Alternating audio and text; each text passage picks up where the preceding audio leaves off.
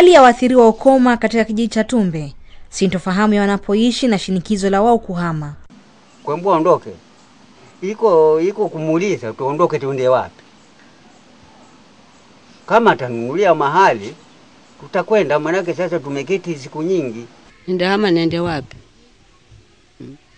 Kitu aka hapa. Hama nende wapi? Mombasa siwezi kurudi. Nitarudi fanye nini na ugonjwa huu? Ni watu wa kutegemea misaada.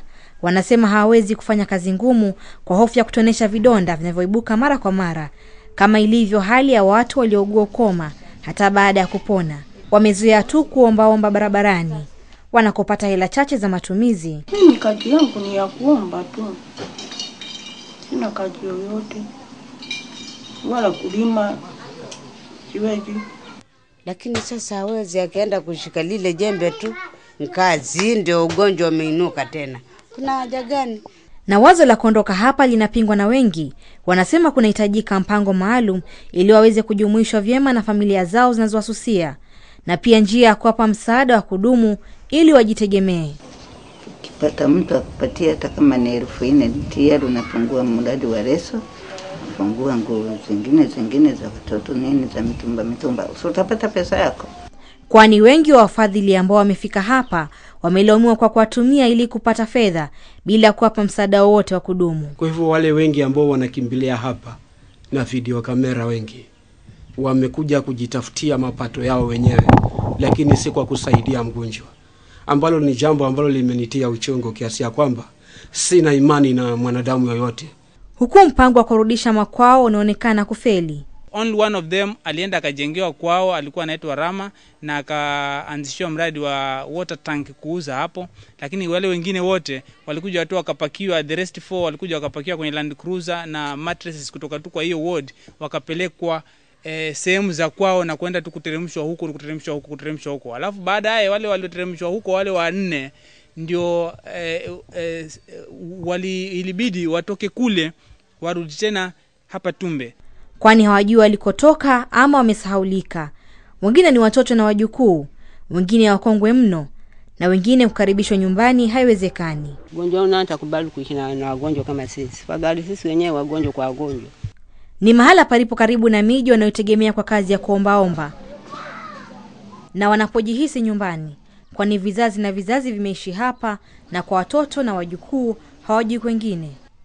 Wanasema hapa ndipo mahala pa pekee wanapoweza kupata matibabu ya vidonda vyao kutoka hospitali ya Msambweni, ambako upata kuhudumiwa kwa kutengenezewa viatu maalum na viwakinga na majeraha. Wale wako newly diagnosed ambao hawana complications, hawajaanza kuwa na vidonda, ni ile ganzi peke yake, maybe hata wengine ganzi haija set in kwa mguu wote, lazima tayari waanze kuvaa hivi viatu. Challenge ni hiyo stigma. Kwa wanawake sana kwanza ndio kabisa. Mwanamke ukimpa viatu kama hivi surely atakuwa na maswali mingi. Ni katika hospitali hii ya Msambweni kuliko na kitengo maalum cha kushughulikia ukoma. Japo ni ugonjwa ulioisha miaka ya nyuma na kutangazwa na Shirika la Afya Ulimwenguni, bado kunao watu walioambukizwa ukoma katika siku za hivi majuzi. Wakati unapata kesi moja kwa watu 10,000, inaoneshana kuwa kesi zimepungua.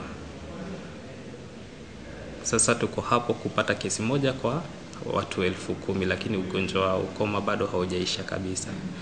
Kenya mzima kama last year 2010 tulipata wagonjwa 155.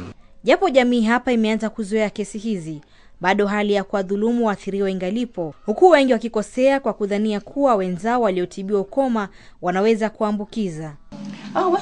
Wengine bana wakopa wengine tena wanakuangalia sana, yani kama sio mtu mwenzao sababu ya ugonjwa. Nimetaka kuoa, though I'm not deformed so much, lakini itakuwaje? Nitampata nani ambaye atanikubali katika hali hii? Ikawa sasa siwezi pata isipokuwa ni end up getting another victim also. Ni ugonjwa kuambukiza pale mtu aliye na viini vya ugonjwa huo anapotangamana na wenzake kabla ya matibabu. Dalili zake ni kukosa hisia katika viungo na kufanya mtu kupata majeraha bila kujua. ama umepata vidonda kwa mguu na kwa mikono. Hizi vidonda hazina uchungu wowote, lakini huwa zinaendelea kama zinakuwa zaidi ama zinakuwa mbaya. Mila na desturi zimewafanya wakazi wengi kuchukulia ugonjwa ukoma kama laana isiyotiba na kuhusisha na uchawi. Hivyo basi kufanya matibabu kuwa magumu kwa waathiriwa. Najua ukoma wa Mungu unaweza ukatibiwa na daktari, ukapata madawa na ukapona, hata ikiwa vidole vitabakia magutu, lakini una kidonda chochote. Huo wakufanyishiwa hata ukatumia dawa, itatulia tu, wakae naweza nikapona jamani. Muda si muda anaweza akakungua tu pale kidogo tu, hapo pale patamletea shida mpaka patamlaza kitandani.